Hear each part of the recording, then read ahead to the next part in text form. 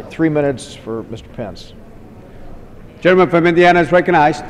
Thank the ranking member for yielding. I'd ask unanimous consent to revise and extend my remarks, Mr. Speaker.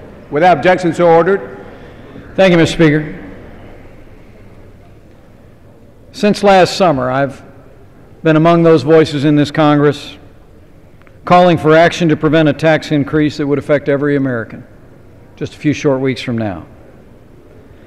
So I rise with a heavy heart today to say that as I look at this short-term tax deal negotiated by the White House with congressional leaders, that I have concluded after much study that it's a bad deal for taxpayers, it'll do little to create jobs, and I cannot support it.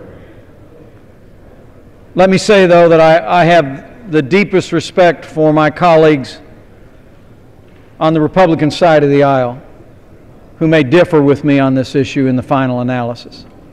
This is a tough call. No Republican in this Congress wants to see taxes raised on any American. We all know what we should be doing today is voting to extend all the current tax rates permanently. The reality is that uncertainty is the enemy of prosperity.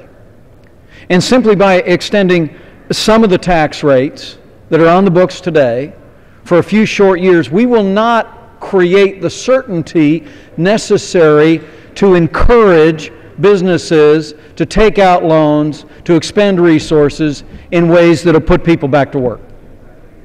We just know that. I was back in Muncie, Indiana just a couple days ago. I had a banker walk up to me at Rotary. And he said, "What are you going to do on this? Sounds like a tough deal." And I said, "You know, I hadn't decided at that point." And he said, "Nobody's going to come walking into my office to sign a 5-year note on a 2-year tax code. So why are we doing 2 years?" Well, there's election in 2 years.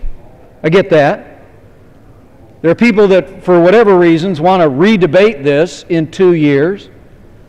I get that. I just don't get how it actually gets people back to work.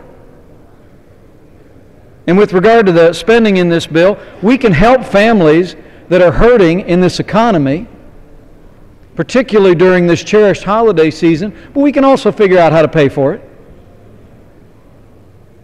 And lastly, let me say, the American people have spoken on November the 2nd, Mr. Speaker. The American people did not vote for more deficits or more stimulus or more uncertainty in the tax code, but that's just what this lame duck Congress is about to give them. I think we can do better. Every Republican in this Congress would like the opportunity to do better. And sadly, this rule does not permit us to even have a fair up or down vote on extending all the current tax rates. And I'm profoundly disappointed by that. And so I rise in opposition to this rule, but I also rise in opposition to the underlying bill. We can do better. We must do better on behalf of hurting families and Americans who want to go back to work. And I yield back. Gentleman yields back, balance of time. Gentleman from Massachusetts.